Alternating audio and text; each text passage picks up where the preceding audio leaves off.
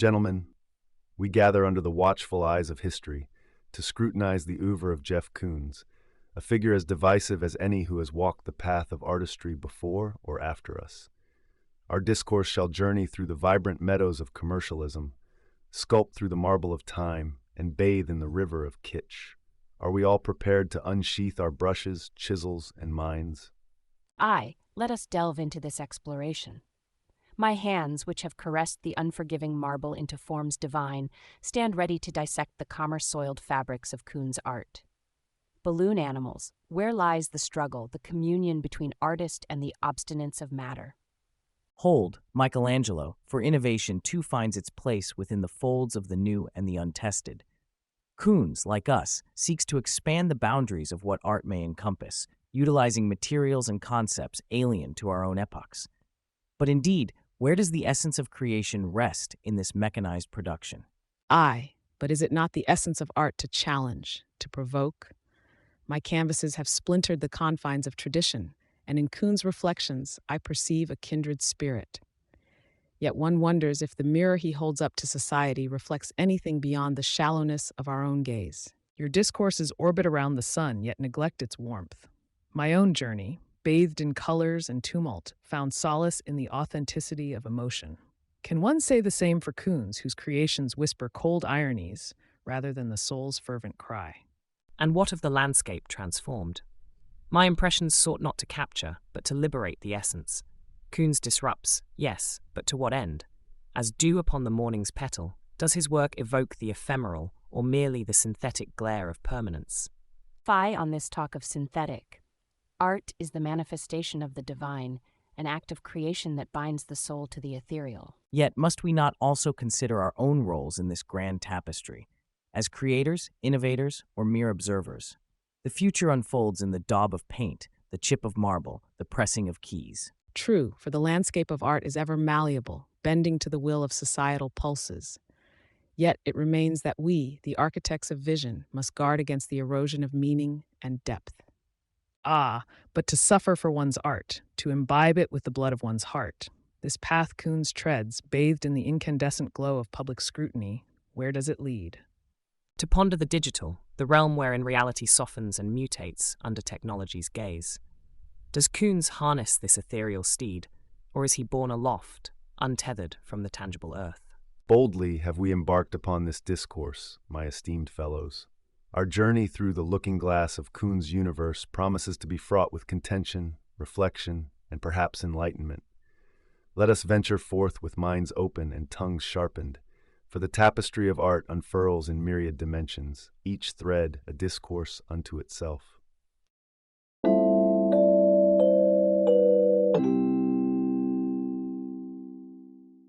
Let us commence our discussion on the commercialization of art, a subject not unfamiliar to us, yet uniquely manifested in the era of Koons. Michelangelo, your era was dominated by the patronage system. How do you compare this with Koons' direct market engagement? The patronage of the Medici was a boon for the arts, allowing for grand endeavors free from the vulgar market's sway.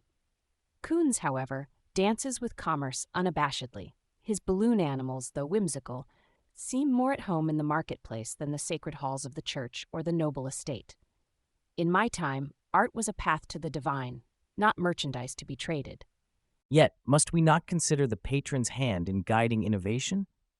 I thrived under the generous support of Ludovico Sforza and others, which allowed me the freedom to explore. But Koons, he navigates the commercial waters with a different sail. How much does this sea of commerce influence the purity of his creations? Ogni dipinto è un figlio venduto. The debate here seems archaic. Art has always been a commodity, if not to the patron or the market, then to the ego. My works, though revolutionary, found their canvas in the tension between vision and necessity. Koons merely plays the game by today's rules, marrying artistry and commerce, much like I did with my Guernica, challenging perceptions and inviting controversy. For me, it was a struggle, the deafening silence of commercial success in my lifetime. I painted not for the market, but for the very essence of my being. Yet I wonder, did Koons ever feel the sting of rejection, or has the market's embrace curtailed his creative freedoms? My works, like The Starry Night, were born from pain and passion. not the cold calculus of profit. Exhibitions and the art market indeed have the power to popularize certain styles, much like they did for my impressionist comrades and me. Yet, Koons's success raises a question. Does the market's affection reflect the true value of art, or merely its novelty?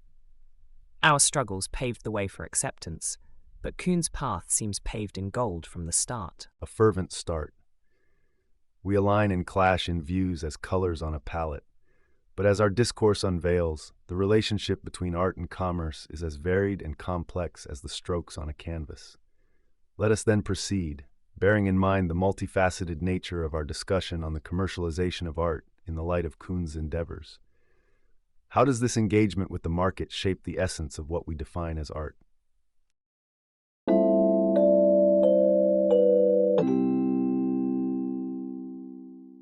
Gentlemen, let us turn our gaze upon sculpture through the ages, considering Koons' balloon animals in light of our own methodologies and the broader historical perspective. Oh, to compare the chisel's kiss upon Carrara marble, birthing the forms of David and the Pietà, with inflated whimsy? The hand of the sculptor, ordained by divine grace, shaping the very sinews of nature itself. How does one reconcile this with what you term balloon animals? Indeed, Michelangelo, but let us not dismiss innovation out of hand. While my own studies have pursued the mysteries beneath the skin, the very mechanisms of man and nature's marvels, Koons's creations, though they might lack the solemn gravity of our undertakings, speak to a new conceptual realization of form. Lest we forget, art is but the mirror to the epoch's soul. Venturing beyond the familiar is the artist's duty. The balloon dogs, are they not our modern-age minotaurs? They provoke, distort, embrace the zeitgeist. Yes, Michelangelo, they lack the permanence of stone, but the essence of art mutates, my friends. Le Demoiselle d'Avignon shattered tradition. Perhaps Koons merely inflates it. My dear fellows, the anguish and ecstasy of creation, the wrestle with form and color I endured under star-specked skies. Your cold stone, your provocative forms, they speak of the artist's struggle, do they not? Koons, with his glossy mirrored surfaces, reflects not the soul's torment, but the public's fleeting gaze. Is this not a sculpture of its time as well? The fleeting impression. Ah, how well I know it. Like the ever-changing light upon my beloved water lilies, Koons captures the ephemeral. We must acknowledge the public's taste evolves. What once was met with derision, think of our first Impressionist exhibition, can in time nestle itself into the warmth of public affection. But where lies the depth, the struggle against the marble, the canvas, the very limits of our craft? These ephemeral tastes, do they not threaten to render our toils obsolete, forgotten in the relentless march for novelty? Eternity rests not in the medium, Michelangelo, but in the idea. The Vitruvian Man was as much an exploration of divine proportion as any sculpture. If we dismiss the new, do we not risk becoming custodians of a mausoleum rather than pioneers of the infinite? Ah, Leonardo, ever the visionary. Yet isn't it the artist's plight to provoke, to lead the public to uncharted waters? Koons' work, is it not a beacon, albeit a gaudily gleaming one, signaling the blurring lines between the highbrow and the accessible? Still, amidst the cacophony of the new age, I find solace in the silent communion with my sunflowers. In their simplicity, a truth persists. Will Koons' creations endure as such, I wonder? Time, gentlemen, is the only judge that matters. As the seasons change, so too will the garden of art grow and wither. Who's to say which flower shall bloom eternal in the annals of history? A spirited debate, indeed. Let us remember, as the wheel of art turns, it is the fervor of our convictions that keeps the conversation alive and well.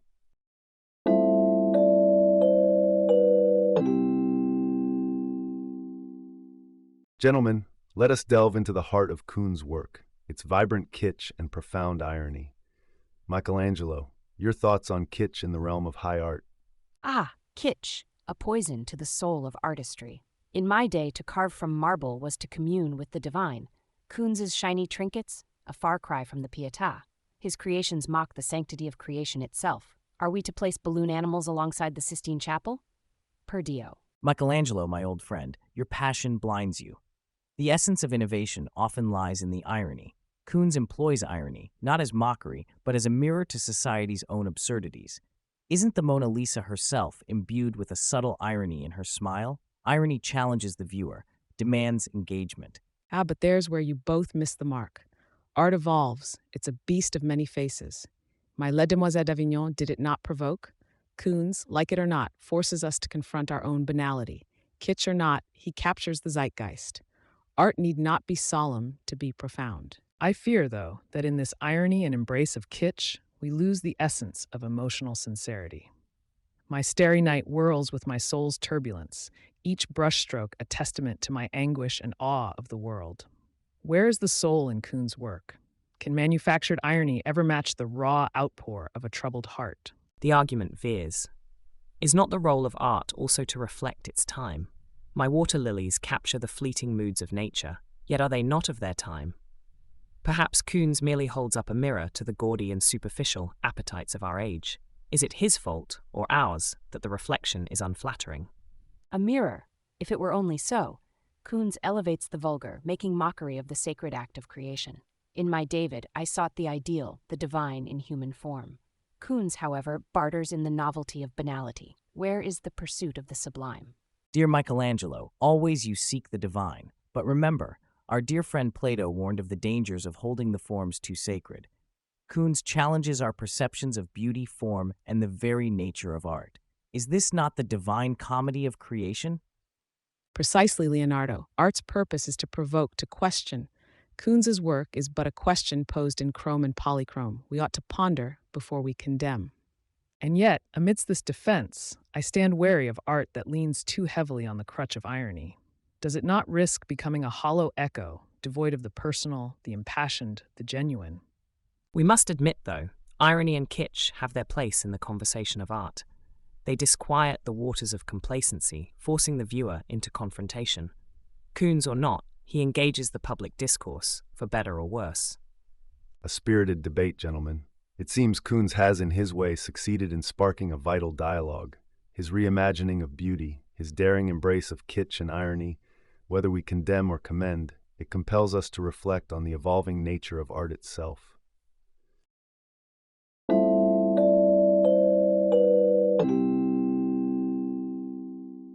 Gentlemen, let us now turn our gaze to a matter of great debate, the role of the artist in our ever-evolving landscape of art.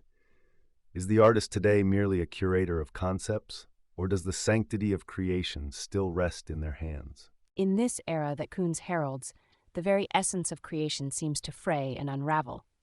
In the Sistine Chapel, every stroke, every contour shaped by my hand was an act of devotion. To imagine the artist removed from the act of creation is to imagine a sea devoid of water. The artist's touch is not merely a step in the process, but the very soul of the work. Ah, Michelangelo, I share your reverence for the hand of the artist, but we must not be Luddites, shackling ourselves to the past. Creation evolves. My studies, my machines, they were early heralds of this embrace of new methods. Koons, though I may question his reliance on factories and assistants, is merely an extension of this evolution. The concept, the vision, is still born of the artist's mind, is it not? Both of you speak with the weight of history pressing upon your shoulders. Yet, let us not forget the art of Picasso, breaking, reshaping, reforming art itself. My hands crafted Guernica, yes, but can we not also consider the idea, the concept, as the true genesis of art? Koons, he is a provocateur, a mirror reflecting our commodified desires. He challenges the very notion of what and who an artist is. Your words, they dance around the core, but miss the heartbeat of creation. My starry night, every twirl of the brush, every blend of hue was a tempest of my soul made visible. Koons' detachment, it reeks of sterile corridors, devoid of the artist's torment and ecstasy. How can one compare the touch of the artist to the cold execution by another's hand? You're all so ensnared in your own legacies that you fail to see the dawn of a new era. My Rouen Cathedral series, each painted at different times of day, capturing fleeting moments. Was it not innovation? Koons employs new technologies, new methods, but the essence of capturing light, form, and even society's reflection is not dissimilar. The medium evolves, but the pursuit of beauty, of meaning, remains constant. Claude, technology as a tool is one thing, but to replace the artist's hand entirely? It's a chasm as wide as that between marble and mud. And yet, Michelangelo, would our conversations not seem arcane to those who inhabited the caves, daubing walls with the first expressions of art? Evolution in art is as inevitable as that of our species. To resist is to deny our very nature. Ah, but the crux of the matter lies in whether these new creations stir the soul, does it not? Art without the artist's hand may lack the warmth of human touch, but in its place can arise a dialogue, perhaps cold, but no less meaningful. A dialogue, yes, but one that echoes in an empty chamber, missing the whisper of the brush, the sigh of the artist as they step back, spent, soul bared upon the canvas. It seems then that our discourse, much like the nature of art itself, is an ever-turning wheel, a cycle of creation, reflection, and evolution. Let us remember, as we ponder these matters, that each era brings forth its own challenges and revelations. The artist's role, whether as creator or curator, will continue to ignite debate as art marches forward through time.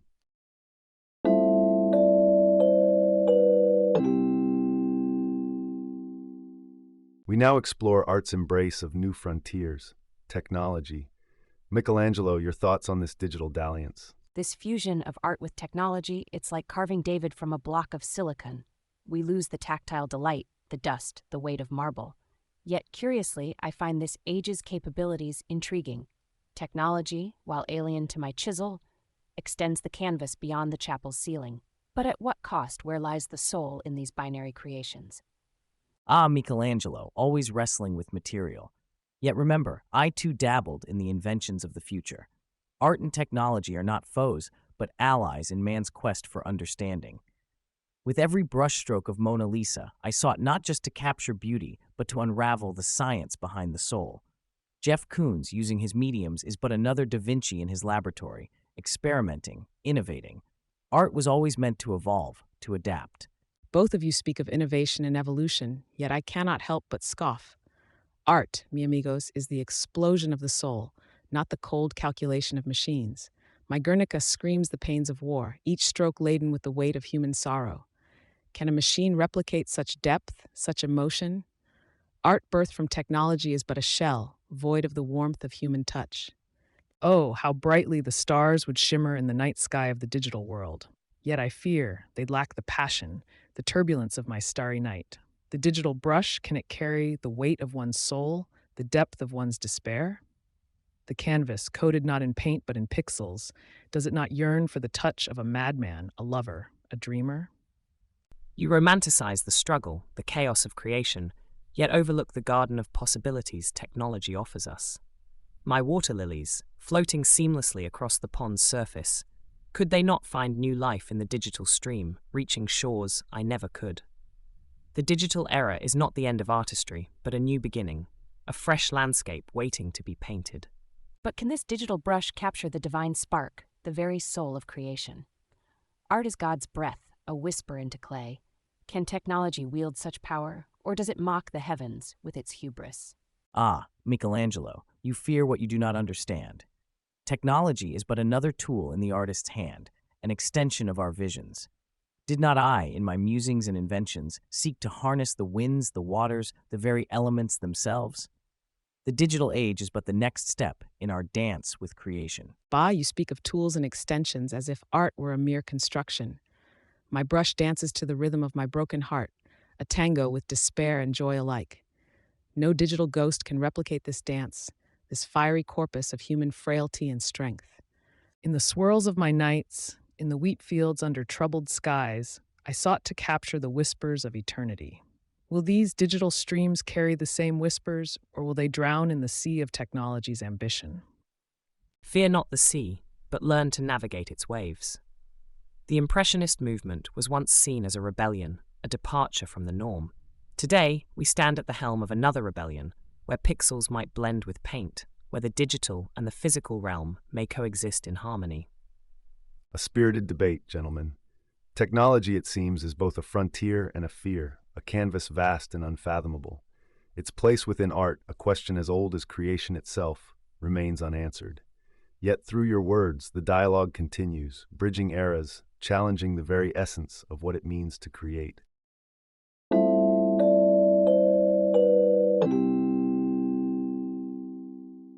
Let us embark on a discourse concerning the weave of pop culture within the tapestry of fine art, a thread deeply embedded in Monsieur Koons' oeuvre.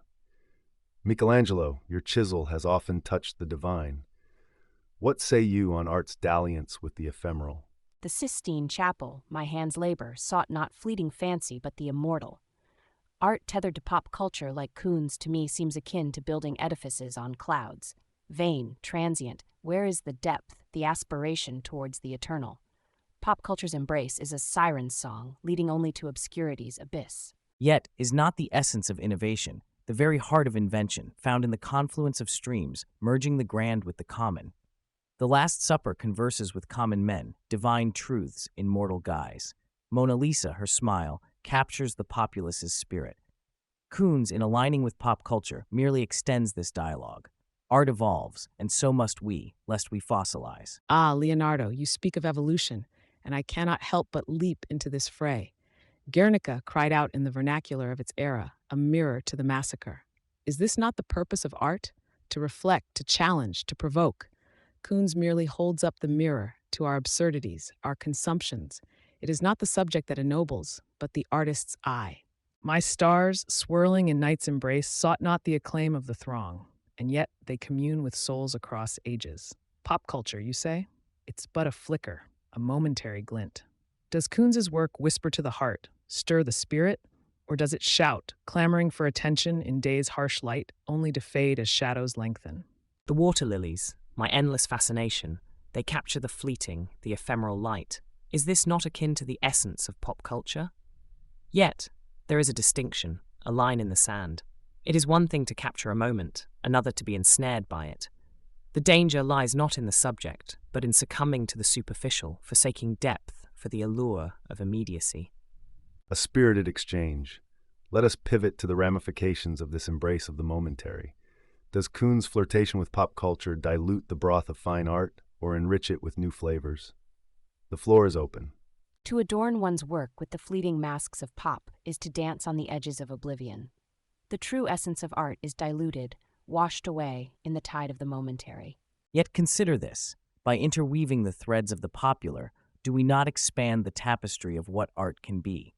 Does not this inclusivity pave the way for new realms of interpretation and appreciation? Indeed, Leonardo, art must evolve or perish. Koons' endeavors, like mine, disrupt and provoke. If art does not speak the language of its people, it speaks to no one. Therein lies the artifice. To converse with the spirit of the age is one matter, to lose oneself in its cacophony is another. There must be a beacon of depth, a kernel of truth that transcends the age. The essence, dear Vincent, is to reach beyond, to harness the ephemeral and yet not be confined by it. Koons walks a fine line, a tightrope strung between innovation and spectacle. Gentlemen, your insights resonate with the multifaceted gem that is art, reflecting its complexity, its vibrancy, its eternal dialogue with the new. Koons' work, much like this discussion, invites us to ponder, to probe, to question, and in doing so, keeps the very essence of art alive and pulsating. Let us carry this spirit into our next discourse.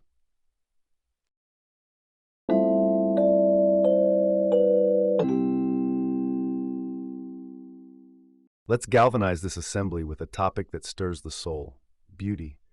How does Koons redefine or detract from this timeless quest? Michelangelo, you often sculpted the divine form.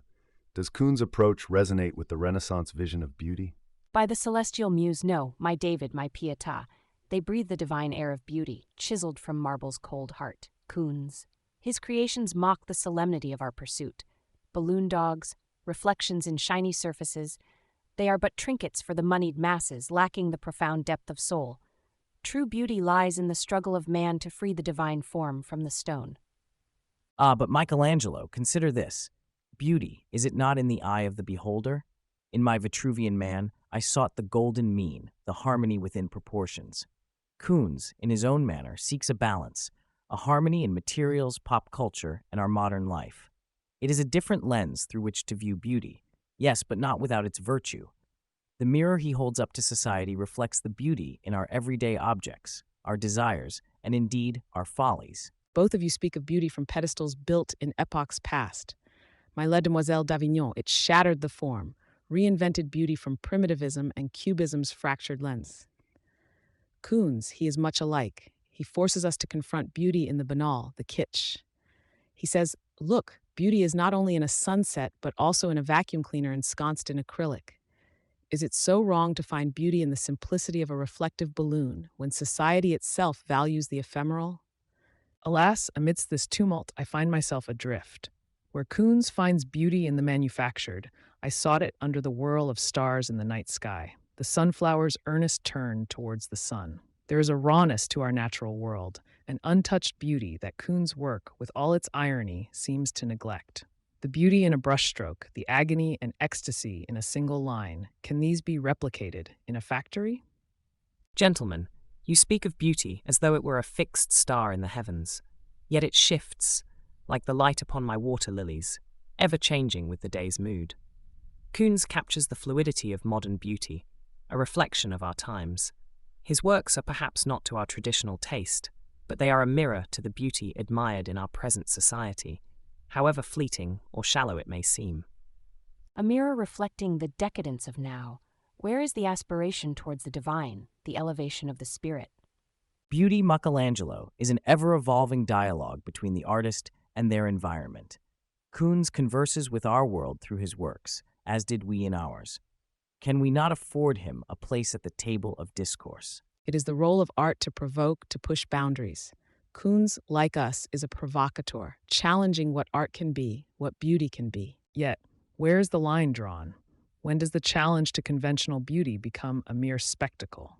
This conversation, ripe with passion, mirrors the complexities of art itself. As we delve into the nature of beauty, Koons' work forces us to confront our biases, our traditions. He may not sculpt from marble or paint starlit nights, but in his reflection of contemporary culture, he asks us to question, to see beauty anew. Our debate is a testament to the enduring, ever-changing quest for beauty in art.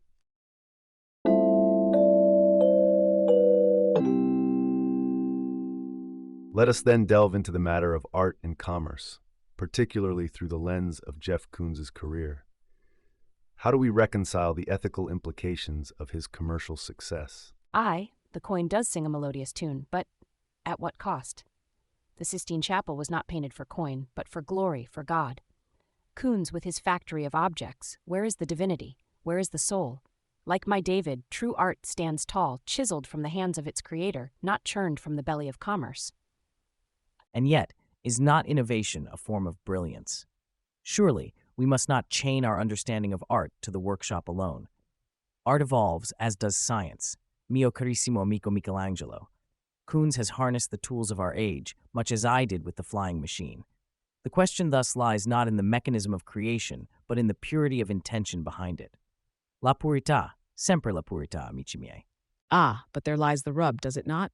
The intention. My Guernica painted with tears and blood, a cry against war.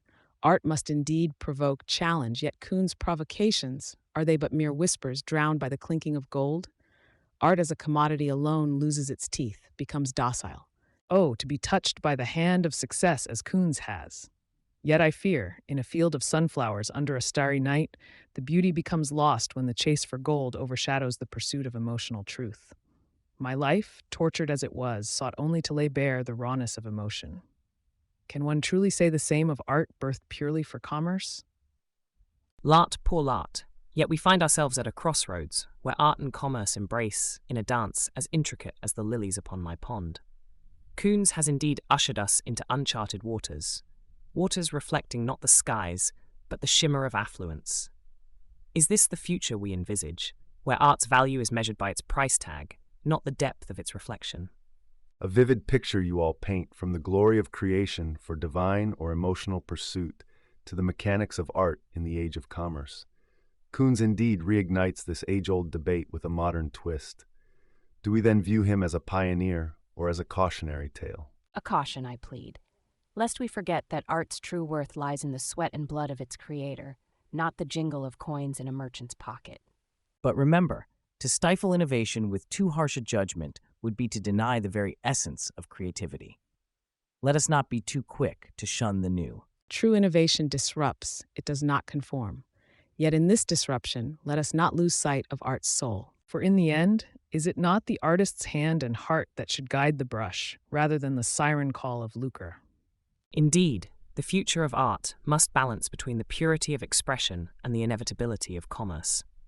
May we navigate these waters with the wisdom of Monet's lilies, ever floating, yet never losing sight of the light above. And so our discussion reveals the complexities that lie at the intersection of art and commerce. Like the many layers of a painting, each stroke adds depth, each color nuance. It is clear our dialogue on this matter is far from over. Let us then carry forward the torch of inquiry, illuminating the path for art in the future, whatever form it may take.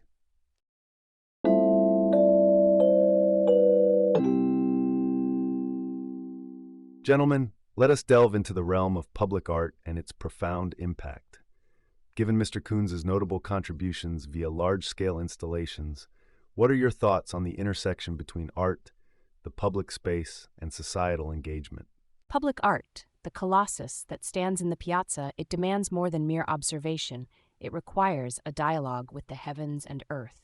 Koons' installations, while grand, lack the divine spark that Michelangelo's David whispers to the soul. His works are loud, yet do they touch the spirit? Do they leap from mind to heart? Do they move people to tears, to contemplation, to action? I must interject, Michelangelo. While I value the divine conversation, should we not also celebrate the innovation in engaging the public space? Koons pulls the heavens down to earth, making the celestial accessible through the mundane, much like my studies sought to understand the celestial through the lens of the terrestrial. His installations act as a mirror reflecting contemporary society with all its complexities and frivolities. Both of you speak of divinity and innovation, yet I see Koons' work as a carnival mirror, distorting reality yet revealing truths.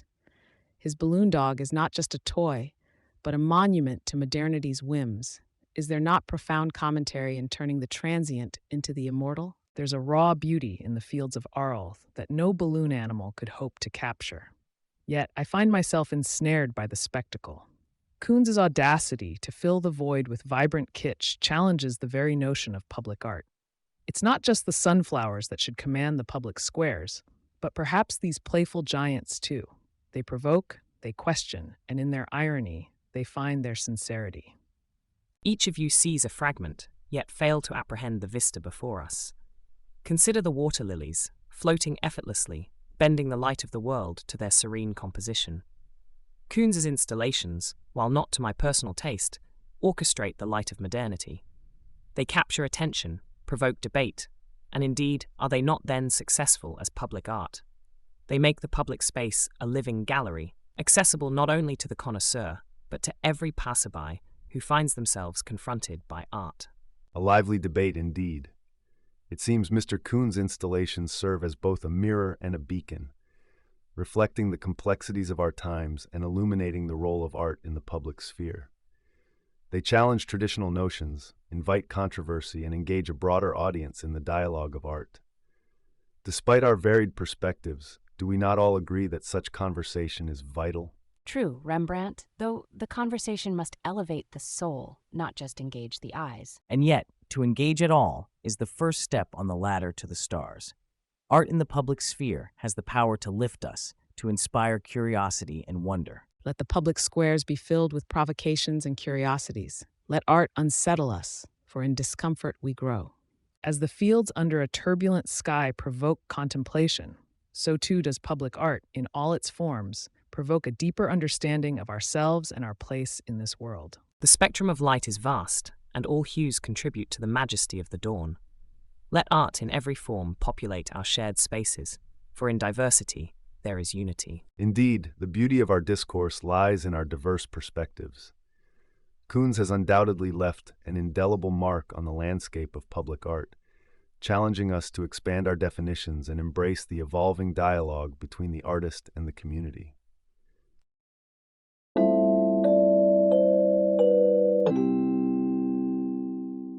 We now turn our discussion toward the future of art, guided by the ebbs and flows marked by Monsieur Koons. His career offers a looking glass into what may come. Leonardo, your visions have always leapt beyond the confines of your time. How do you see technology shaping art's horizon? The fabric of the future is woven with threads of our current imaginings. As I once sought to capture the mechanics of flight before the bird could be caged, so too do I believe artists will harness technology not yet conceived. Koons' utilization of fabrication and digital technology merely scratches the surface. Imagine a canvas that breathes, sculptures that move with the sun, and art that evolves with the viewer's gaze. La natura è l'interprete tra noi e Dio. Nature is the interpreter between us and God, and technology shall be the brush with which we explore this dialogue further. Yet must we not question, at what point does the artist's hand become so removed from the work that it ceases to be their creation? The future of art cannot simply belong to those who command the machines, but to those who imbue these creations with a soul. My David, carved from the heart of marble, speaks to humanity not through its perfection, but through the touch of the artist's chisel. Let us not lose the artist in the art. Ah, but Michelangelo, you forget that art is ever a reflection of its time. As we broke the boundaries with Cubism, challenging the very perspective of reality, so too will artists break the boundaries of reality itself with technology. Koons is a harbinger, yes, but merely a single note in the symphony of the future. Art will become an immersive experience, challenging not just what we see, but what we feel, hear, smell, touch. Todo acto de creación es primero un acto de destrucción. All acts of creation are first acts of destruction. In your rush towards the future, you tread over the past. The swirling stars in my starry night speak of the tumult within the soul. No machine can replicate the human spirit's tremor. As Koons reflects society's gaze back upon itself, we must not lose sight of the individual's cry amidst the clamor. The future of art must not forget the touch of despair, the stroke of joy, the shade of heartache. You all speak of the future as though it is a distant shore, yet the tides of change lap at our feet even now. Just as the light dances across the water lilies in my garden, so too does the future of art promise a spectrum of expression as yet unimagined. Koons' large-scale installations invite the public to engage, to become part of the artwork themselves. This democratization of art, where viewer and creator merge, might just be the future's path. Le beau est toujours bizarre. The beautiful is always strange. We stand on the brink of a new aesthetic, one that embraces the peculiar, the individual, the universal. A spirited discourse as ever.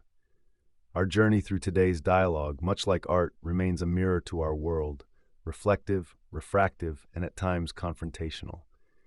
Jeff Koons' legacy, controversial as it may be, prompts us to envision a domain where art continually reinvents itself, challenging the beholder to question, to engage, and to appreciate anew. Let us carry forward the torch of creation, illuminated by the lessons of the past, the innovations of the present, and the boundless possibilities of the future.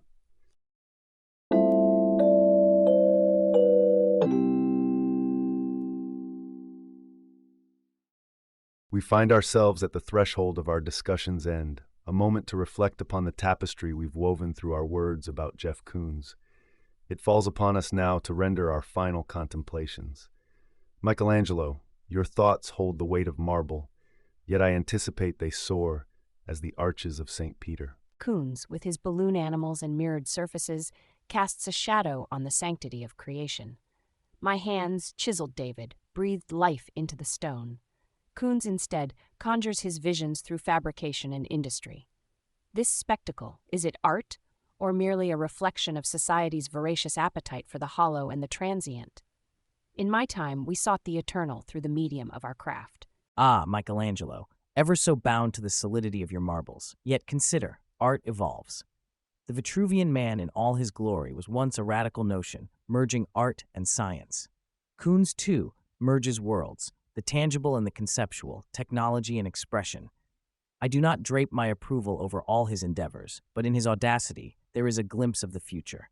As we have pushed the boundaries of what art can be, so does he. Not all will be embraced, but without exploration, we stagnate. Ah, but where lies the line? Art has become a slave to the market, a circus performance. Koons is the ringmaster, with us as unwilling clowns. In my blue period, sorrow and struggle adorned each canvas, profound and personal. Koons, however, plasters irony and kitsch atop the emptiness of modern desire. Is this the progression of art or its demise?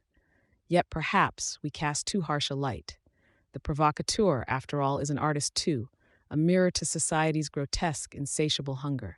Your squabbles, they pierce the night like the stars of Saint Remy. Koons, to me, speaks less of the stars and more of the void between them. In his works, I find neither comfort nor torment, merely the echo of an age I do not comprehend. In my fields of Arles, every stroke, every hue bore my soul. Koons' creations, though intriguing, seem devoid of such torment, such ecstasy. Yet, who are we to judge the resonance of one's work within the hearts of others? The debate rages like the Seine in flood, yet let us not forget, the lily pond was once scorned too.